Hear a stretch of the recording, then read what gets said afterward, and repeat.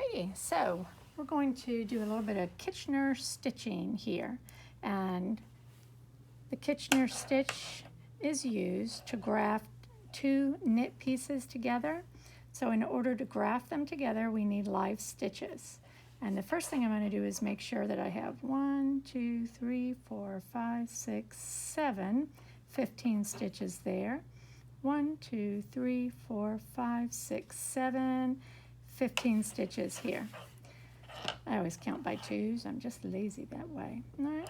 So the way I find it easiest to remember my sequence of steps is this is my little Kitchener mantra. I'm going to knit, purl, purl, knit. I'm going to do 2 stitches on the front, and then I'm going to do these 2 stitches, or 2 steps, I should say, on the back. But when we first start out, we don't want anything coming off, so we're only going to do step 2 and step 4 because we want them to leave our stitches on to start with. So doing step 1, I'm going to purl in the front, I'm going to put my darning needle with my long tail, my working tail, in as if to purl. Lots of tails. Okay. Get all my other tails out of the way. And you don't want to pull too tight. That's all going to be done later on, okay? So front needle in the first stitch as if to purl, and then I'm leaving it on. Then I'm going to skip to step 4, go to my back needle, go in as if to knit, and again I want to leave that stitch on. That's just for our setup. And then when we come to the end, we're going to do the opposite, and we're going to want our last 2 stitches to go off, so we'll do step 1 and step 3. Okay? But now we're just going to continue on with our knit, purl, purl, knit. So in the front, first 2 steps are the front. I'm going to go in as if to knit, and then that one's going to come off. And then I'm going to go in as if to purl, and just like it says on my little cheat sheet, that's going to stay on. Now I'm going to go to my rear needle, and I'm going to purl off. So I actually put my needle in as if to purl. I actually take it off because it's out of there. And then I'm going to knit, but leave it on. And this is actually creating a knit stitch in between these 2 sides. And let's get our silly little tail out of there. So here we go. Knit off, purl on, purl off,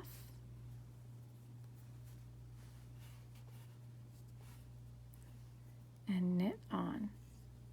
Oh my gosh, I sound like a Karate Kid movie. Wax on, wax off. Okay, so knit off. And some people like to leave that stitch on there and purl on. I just assume take it off as I'm working it, but if you wanted to leave it on, you could until after you get your thread. So purl, and then off, and then knit on. Hopefully you can see this okay. All right. So you see I've left it very loose here, and then when I'm all done, I'll come through and start pulling those gently to close them up, and it's actually going to make a knit stitch there. So it's a lot of fun to see that happening. All right, so I'm on my back. I just knit through my back one. So now I'm going to come to the front. I'm going to knit, purl, purl, and knit. And that's all you do. You keep doing that. Knit, purl, purl, knit. Knit off, purl on,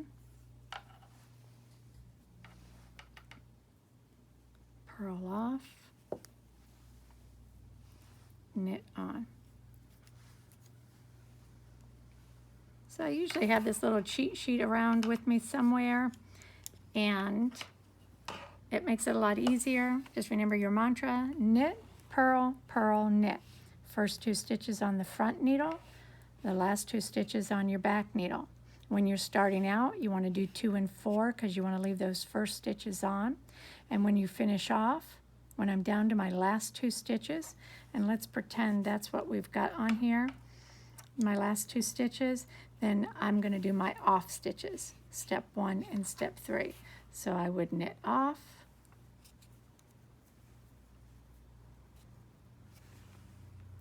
and then I would purl off. We're just pretending those are my last 2 stitches. I would lay it down, and then I would start with those babies off. I don't want to make you guys sit through a whole 15 stitches worth. And then I just start gently pulling it through. And you don't want to go too tight.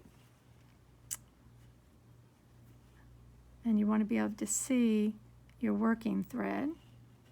And I guess maybe I could have used a different color. Somebody clever would have done that.